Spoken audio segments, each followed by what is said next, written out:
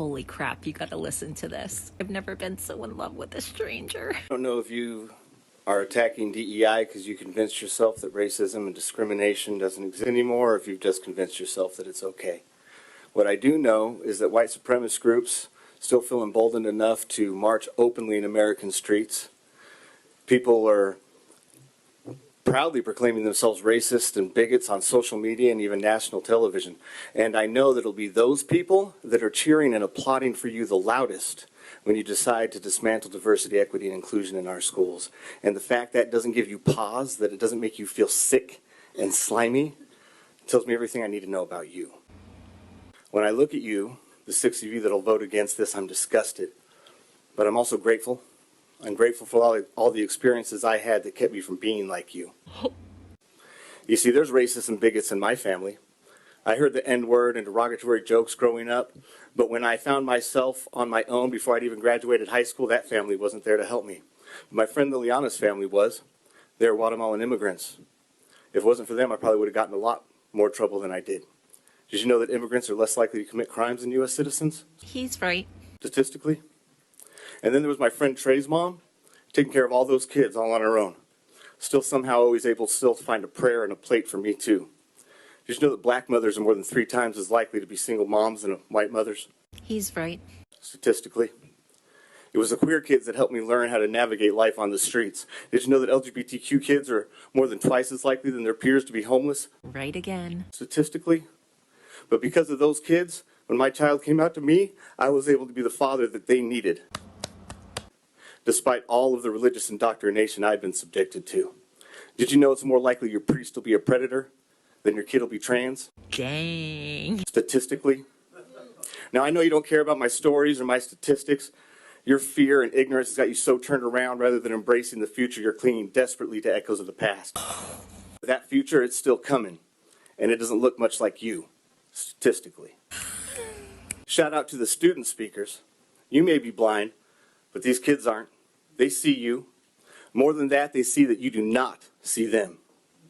So tonight, after you vote against their future and go home to bask in the approval of racists and bigots, Dang. don't mistake this for a day that we stood in your way and couldn't stop you. No, today's the day you decided to stand in the way of these kids and their future. And someday, sooner than you think, they're going to run right over you and not even look back. Make good decisions. Oh my god, I love this man. Hello guys, welcome back to the channel. I'm hoping that you're doing super great from whatever you're watching us from. I'm your host and presenter Jindook Stories, and I'm hoping that you are doing super great. Now there's something that I want us to talk about today. Again, another day to explain to you on contemporary things that are happening in the United States. There's this white gentleman that comes out that discusses how greedy some of his folks are. Why am I using the word greedy? It's because look at history, the relations between black people and white people and other races in the United States. You get to realize that most of the things that black people are fought for, like affirmative action, the DEI, the black education and education of other minority groups, that black people have always championed and talked about these and went on streets about this. When some white folks are given the opportunity to support all these groups, all they could do is just spread hate, right? We've seen a lot of black folks destroy or do away with affirmative action just because it not only benefits white people, because it also benefits black people. And you can realize how the greed and the hate that they've had over history is what even has made America be where it is today. You realize all these tariffs, you realize all these problems that are happening today in the contemporary United States is as a result of racism. And it is as a result of racism that was caused because of greed and hatred that was there towards them. And all this is just a projection of what or of how they have always felt about black people. So that being said, we are seeing this white gentleman come out and speak all the atrocities that his folks have done, right? All the problems that they have caused because of racism. And there's one thing that I'm really sorry that some white folks are not understanding. It's the cost of racism. Remember, the cost of racism does not only go to black people, it doesn't end at the doors of black people. It goes ahead and knocks on your door. Like, for example, look at today. We have a number of white folks that are complaining about massive layoffs. The layoffs are so tremendous. People are leaving their jobs. I'm seeing white people ranting about the cost of living and all these things happening today is crazy. But did you take even a damn minute and realize that this is as a result of greed, of hatred, of your racism? And the bigotry and the fascism that the person that you chosen is trying to spread is what is bringing all this problem. Whenever time black people try to fight, bring, die on the streets for you, shed blood on the streets so that we can have all these things that we're having today, all you could do by getting a chance is to sabotage that. Your work is always to sabotage everything good that comes in the hands of black folks. You know what? I don't want to say much. I want us to watch this video. Really, you're going to be seeing people's opinion, people trying to talk about this. I'm your host and presenter, Jinduk Stories. If you're watching us for the first time, I'll ask you to subscribe to the channel, join our membership, and really get to what we can offer you. But until then, I believe that you are great from whatever you're watching me, whether it's in the morning, evening, afternoon, where you are. Until then, let's watch the video. I'll be back with my commentary. White liberals overwhelmingly support Luigi. All these white liberals overwhelmingly support Luigi. Quiet as fuck about Rodney Hinton. Quiet. Because it's easy to find a cop. It's very hard to find a CEO. So they're going to stay quiet because that's an attack dog. The white allyship, white liberal, all that, at the end of the day, their support is to keep you underneath them. Nothing changed from white liberal support. It's all performative. It's all performative. Liberal versus Republican is good cop, bad cop. It's all white. And if you think that they're going to ever trade in their privilege and their power to give you equity, you've lost your fucking mind. That's not how these people operate. That's not how their system operate. They playing good cop, bad cop. That's a game. It's a game. Even like that white lady, Shiloh, call a little autistic boy, raised all their money. If you in the house, you got a dog. Every day you wake up, the dog bites you. Mm-hmm. Bite the shit out you. Bite you, damn near try to kill you. And you get up every day and still try to pet the dog? You a goddamn fool. These people damn near made this woman a millionaire just for calling a little black baby. And who you think donating the money? It's your boss. It's your coworker. It's your friend, or your friend's family. These people live on they stay on a code with each other. Because to be white is to be a perpetual victim, villain, and a narcissist. That's whiteness. You're a victim, you're a villain, and you're a narcissist. A lot of folks use white wealth to shame other black folks, and y'all don't know nobody white nor wealthy. I have seen so many people talk down about our community like, oh, y'all rather buy Jordans than passports. Black folks always buy the monogram print designer thing. Oh, and my favorite, white wealth is quiet. I just got off an 8-day tour cruise through Italy, starting in Venice and ending in Rome, and also going through a little bit of Croatia. The average age of the people on that cruise were probably like 50. Maybe like 60. So I'm striking up conversations with people. People are striking up conversations with me. One of the last days of the cruise, I was wearing a baseball cap. It had Chanel on it. And a white woman that had this wildly colored crocheted style sweater comes up to me and says, oh my God, you look like somebody I should have been finding on the cruise. I needed a shopping buddy. She has a pair of Chanel sunglasses on. She's holding a vintage monogram, never full Louis Vuitton bag. So she proceeds to tell me how on the cruise she lost a pair of Chanel glasses and she had to buy another pair. She then asked me if I did a little shopping because we were just in Naples and she ran it up. She tells me about her vintage never full monogram print bag, when she bought it, how much she paid for it, and then proceeds to pull out a brand new monogram Louis Vuitton clutch with the thick brass LV on the front. The only thing quiet about this lady's luxury was her husband that was standing behind her, who was probably passing her the card as she was at the counter. Rewinding backwards in the trip to a lady and her husband that I ran into twice. As we were docked in one of the cities in Italy, I see she's got that big, bright, mustard colored Louis Vuitton bag. So I'm like, girl, let me see what you got. She pulls out a monogram denim pleaty blue bag, then pulls out a brand new black leather Yves Saint Laurent bag with matching wallet. She then asks, hey, did y'all see the guy selling the bags outside the port? I bought this one too, and proceeds to pull out a Louis Vuitton replica bag, a little crossbody purse that has a gold chain strap, which she just snickers and say, doesn't it look like the real one? Mind you, having just went both into Louis Vuitton and Yves Saint Laurent buying authentic goods, had no shame in buying from the uncles on the side street. White luxury isn't quiet. You just don't hear it because you're not speaking the same language. Monetary wealth always makes itself known. Prove me wrong. Convince me that Black Lives Matter is about doing good and instead of creating racial divide. Now, I'm going to answer that question for you. Okay. I hated Black Lives Matter. Couldn't stand them. Vocal critic of them. Because all lives matter. My lives matter. Why does somebody else's life matter more than me? And so every mistake, every trip up, everything in the news, I was like, I told you. And I would stand 10 toes down on that. And it's why amazing I'm having this conversation with you.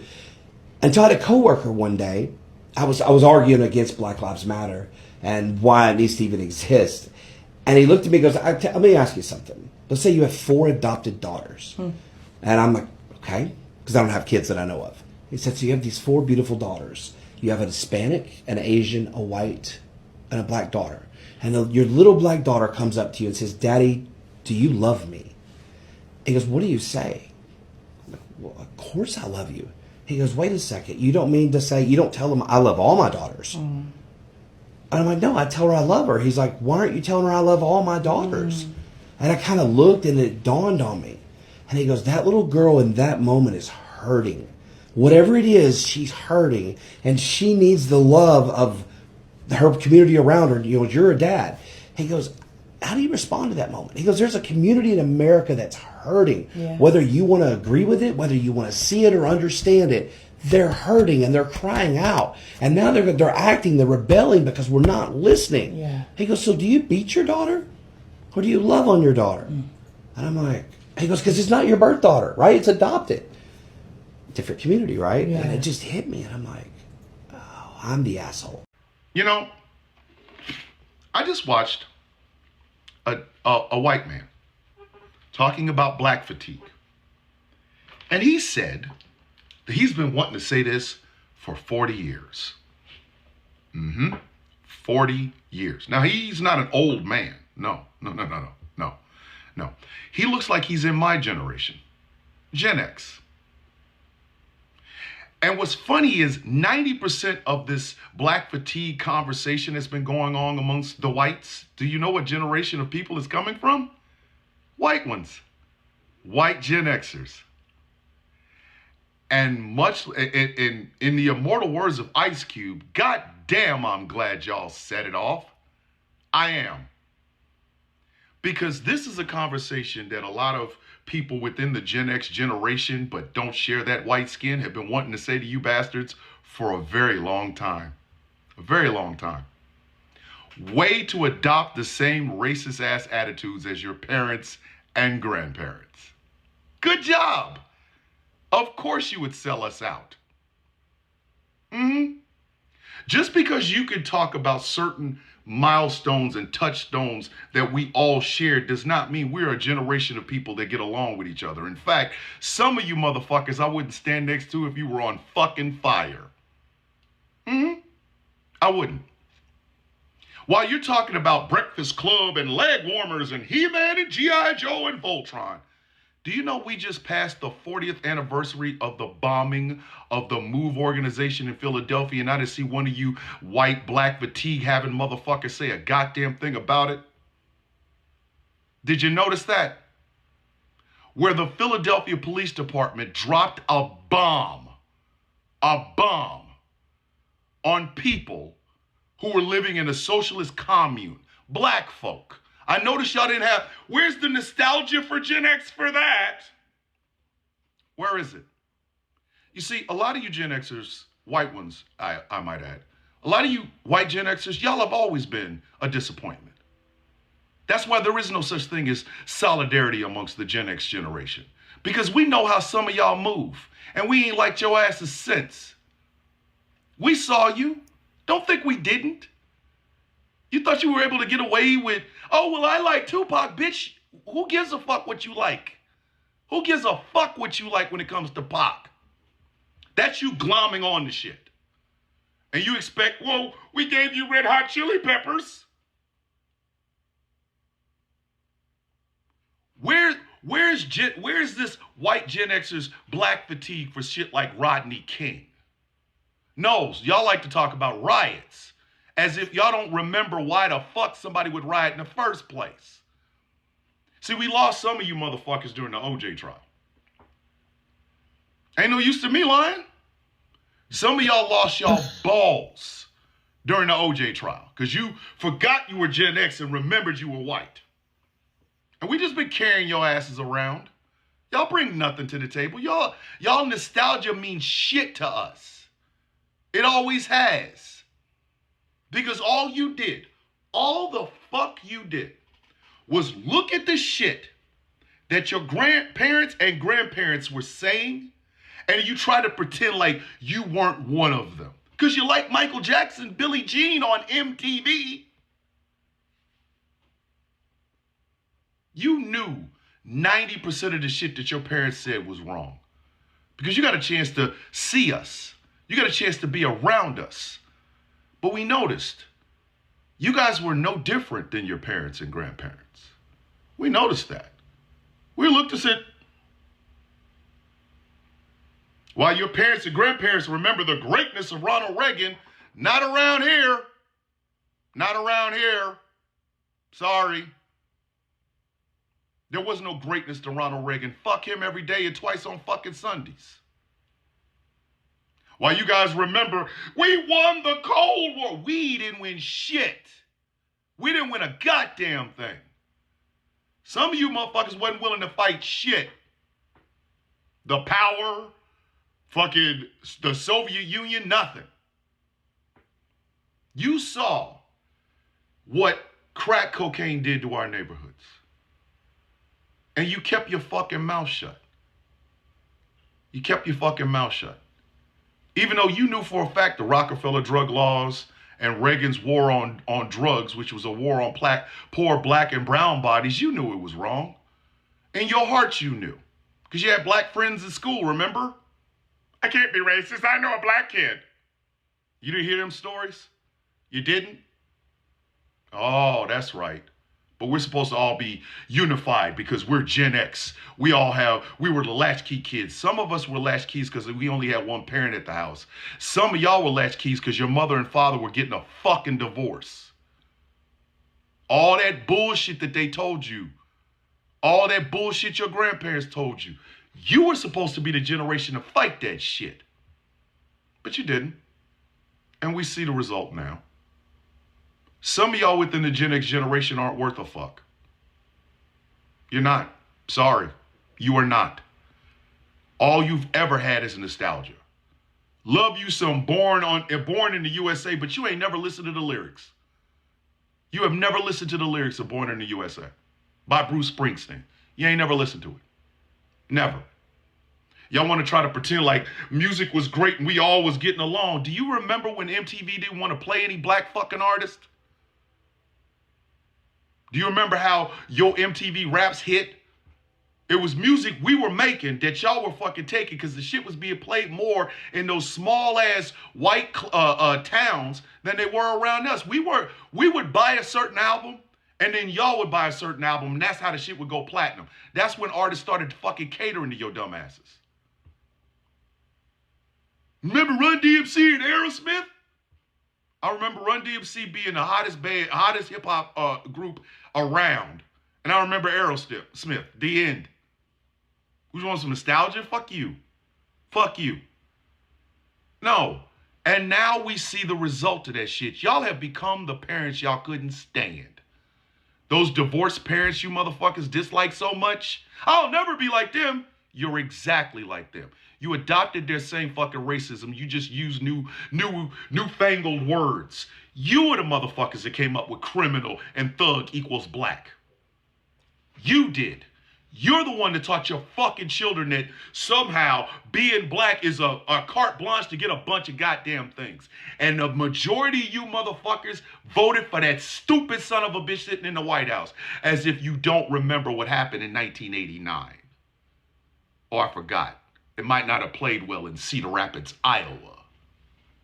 We ain't never been the same. We ain't never been the same. I'm thanking you motherfuckers for actually showing your true colors. Because I ain't trust some of y'all in a while. A long while. This Gen X solidarity has always pissed me the fuck off. Because I know for a fact where I come from and the world that I've seen, some of you motherfuckers not only don't give a fuck about it, but never gave a fuck about it. You just like the fact that we were all in the same generation. We're the unknowns. No, we are the knowns. You motherfuckers are the unknowns. Because we didn't know whether or not y'all were actually going to grow up and be different than your parents and grandparents. Well, now we see that you aren't. Now we see that you aren't. It is quite fucking apparent when it comes to the Gen X generation, with all the striving and the success that everybody else around has tried to fucking make out of that goddamn generation. It's always been you lazy bastards that have always held us back. That's why there is no such thing as Gen X solidarity. I'm just glad you motherfuckers took your mask off. We've been waiting for y'all to be who you truly are for 40 years. I bought the Thriller album. Fucking thrill these nuts. Thrill these fucking nuts. I went to see Purple Rain. Do you want a cookie or something? Y'all have always been a disappointment. Always. Now you're being an out loud disappointment. So I want you to put that on your black fatigue calendar. The very day, I see or hear one of you, I'm suffering from black fatigue, motherfuckers talk about the bombing of the MOVE organization in 1985. Maybe I'll sit down and deem you worthy enough to have a conversation with. As it stands right now, you motherfuckers are showing exactly why we've never trusted some of you. There's not enough MTV and He-Man for me to do so.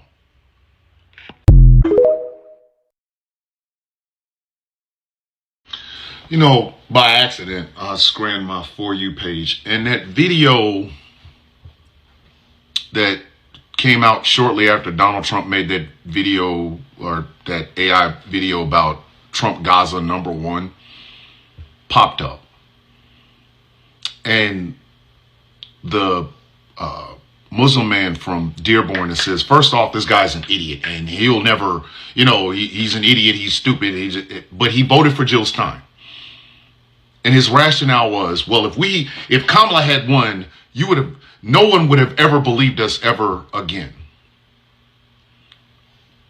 Can I be honest with some of y'all on the left, especially you far leftists that, want to blow everything the fuck up without a plan in place? There's a reason we will never stand with you again. Never. You can call it bootlicking Democrats. I call it you don't have any fucking strategy. You're a bull in a china shop. A blind bull in a china shop. You don't know what the fuck you're going to hit. You're going to hit us and everything else that you want to smash up to pieces. You see, you never had a strategy. You know how I know you never had a strategy? Because some of y'all hopped y'all dumb ass out here and said, I'm not going to... Some of y'all literally made rationales on voting for a bitch that shows up every 4 fucking years to run for president, loses, takes your money and bones the fuck out until the next 4 years show up. Oh, she's also a Russian plant, but we're not even going to get into that. Some of y'all actively said vote for Trump, but don't vote for Kamala Harris and expect to be accepted in my community. In other words, you banked your activism here on the lives of people in Gaza to try to prove a fucking point, and then you failed. Every one of y'all love bringing up Martin Luther King. Here's something a lot of y'all don't remember. A lot of y'all don't remember this. The Montgomery bus boycott wasn't about, oh, wow, let's show them we don't need the bus. It was an economic crippling. It was. The Montgomery bus boycott was about economically crippling the bus system in Montgomery, Alabama. Once you hit them pockets, people came and started to talk to people. You got to pat them pockets first. The whole time when y'all were getting mad at Democrats and Kamala Harris and this, that, and the third, did any of you ever try to boycott their donors? Did you ever think about boycotting their donors? Did you even know that they had donors that you could boycott? You didn't put no effort into that. None. You didn't try to economically make these people come to the table. Because you know what you would have done? If you had started an economic boycott behind every donor to the Democratic Party, those donors would have forced those Democrats to come talk to you. In America, it's always about economics. You want to make a statement, pat them pockets. Don't believe me? Look at Target.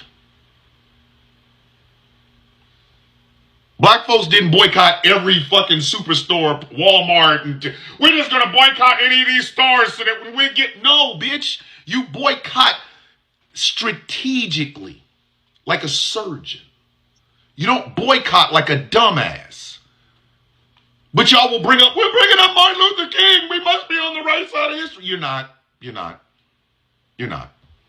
Your torch it all so that I can get my little thing magnified doesn't work.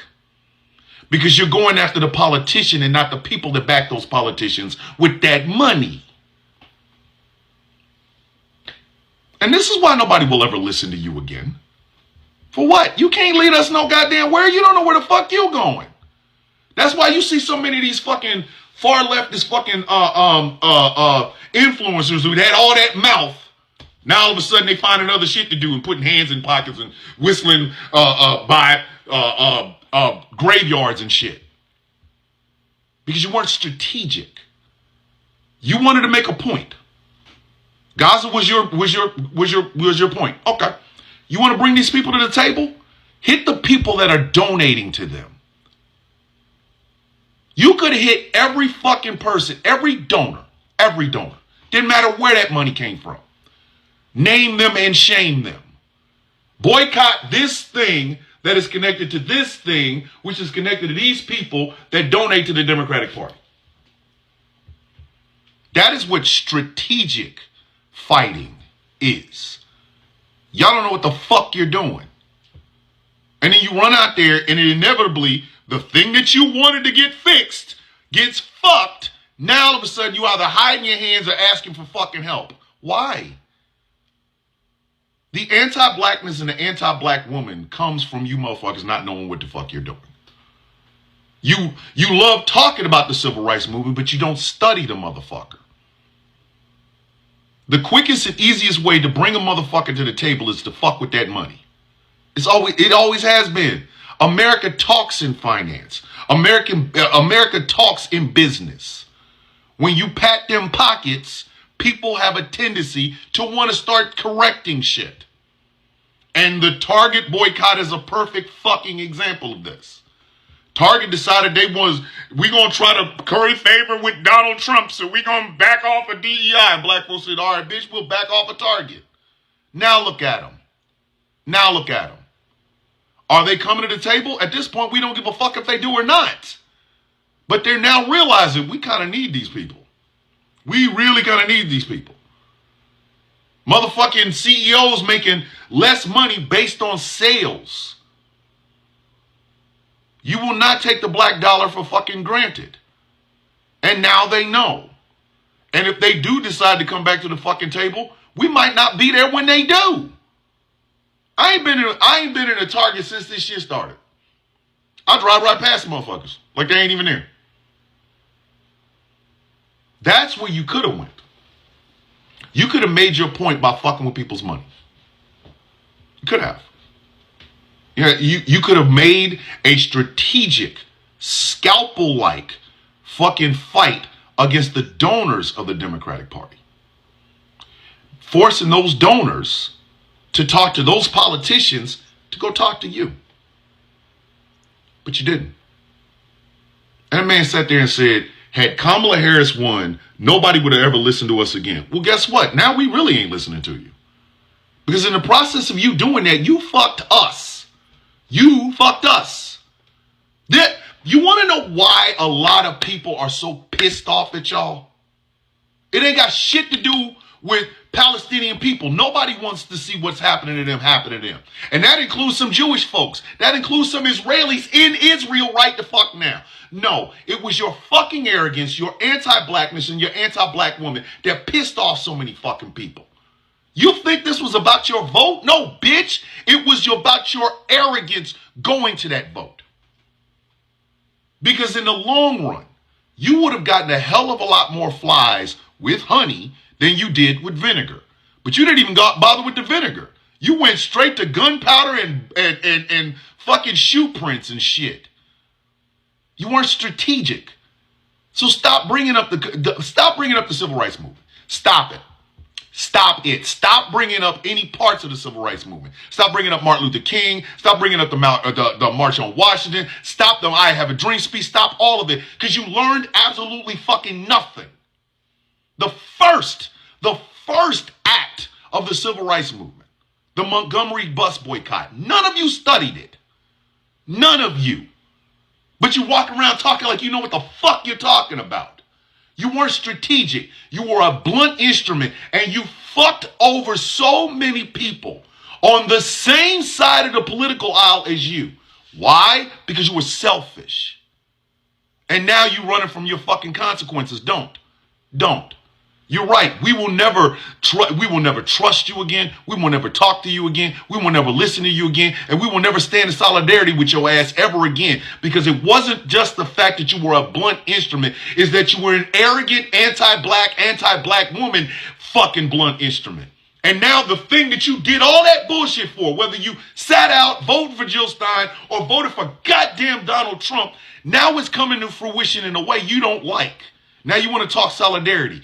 Go study how the fuck we did it the first time before you even come and fucking talk to us again if we decide to talk. No one will ever be able to convince me that this genetic mutated group of humans are born with a soul. The white humans who are exceptional, I'm pretty sure they have something in their DNA. And yes, I know a lot of good white humans, but most of them have something a little sprinkled down the line from generations ago. USA is proof that the genetic mutated group of humans are not born with a soul. This country could be literally what we advertise it to be if white humans were good people and had souls. But it looks like they don't. Because this country is perpetually in shit because of white humans. White humans make it stagnant. White humans keep it mediocre. White humans commit the most atrocities in this country, yet white humans don't hold other white humans accountable. And that's why I say you will never, ever be able to convince me that white humans are born with a soul. They were not born with a soul. You want to know one of the main tent poles of white culture? Rampant individualism. I get this comment way too much. I just got to respond to it. I'm going to keep this really short. I live in America, and I'm an American. Guess who I support? America. That's what I support. I think we should pull our nose out of any war in the world and let them figure it out. We can focus on America. There's plenty of homelessness, crime, school shootings, whatever. We have veterans that are homeless, okay? You only care about your nuclear circle.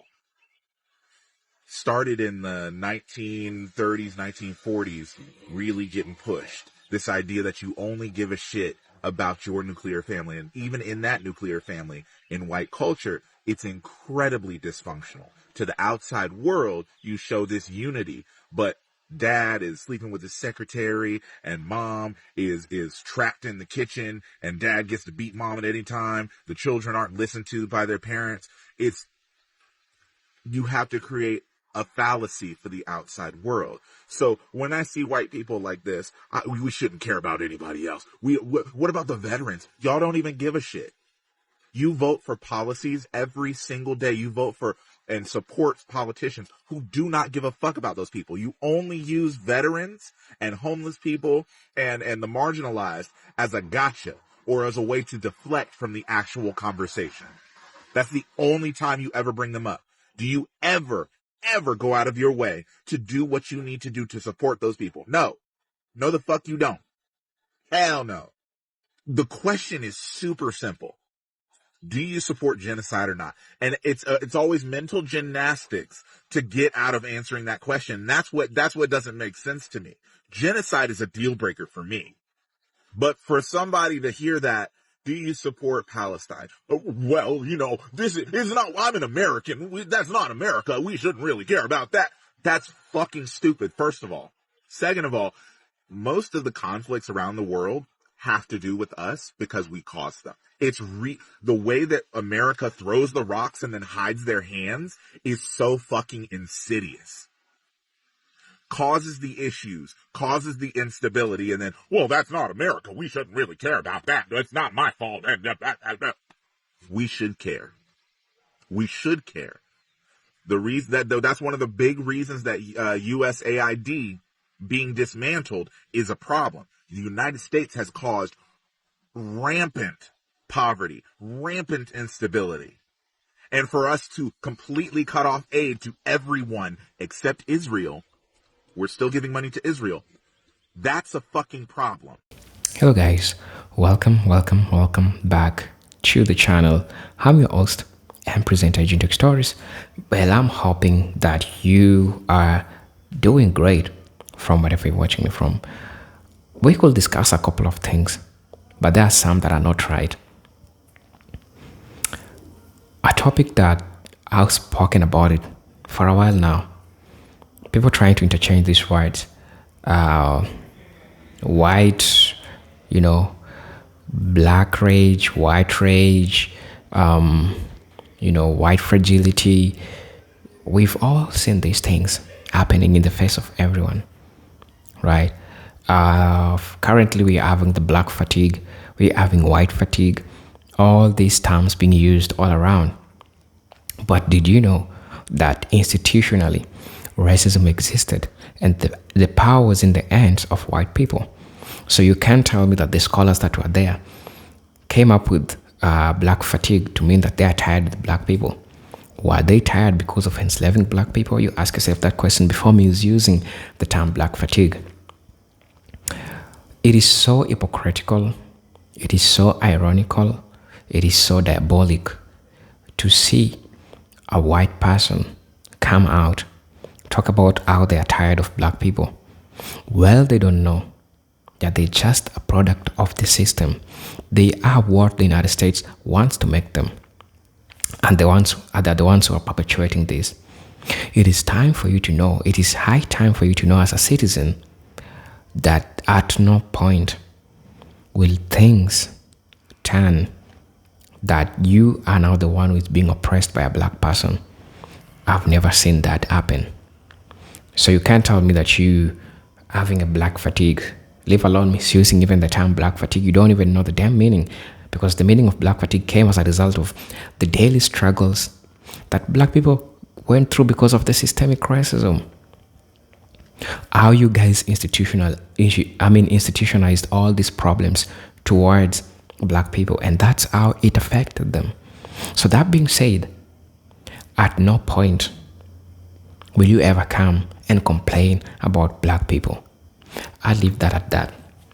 Let's go to, this is where there is the catch. The catch is here. Majority of you don't realize that the problems, even in the world that we're seeing today, is as a result of Western influence. This means that at some point, some white people, Europeans, thought that they're the ones who know it all. But they went ahead and destroyed everything, even for themselves. It is because of what? It is because of greed. It is because of facet society that they're living. It's because of racism. I'm honestly saying this. I believe the year 2025 is the year that majority of white folks are finding out that indeed racism is expensive. Because when you go against the DEI, look at companies like Target. Target was against the DEI. That's diversity, equity, and inclusion of different people with different categories. So you can't expect a person to buy from you when you cannot listen to them. when you cannot listen to different groups. I mean, you don't have to support them, but at least show that you understand all these things happen, right? Show that you recognize the struggles of black people. Show that you recognize the struggles of women, black white women, women in general, and all these other groups that I honestly don't support, but it's supposed to be there. They are part of society.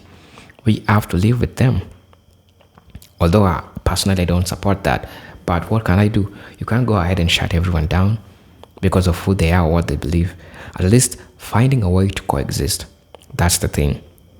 And black people, since they have gone through struggle and they know the importance of coexisting. It is like a person who is trying to, you've exploited them for a long time. And right now you're trying to just ask them a little, you know what? Can I just have 50% of this? Because you've been having it 90% and you've been leaving me 10%.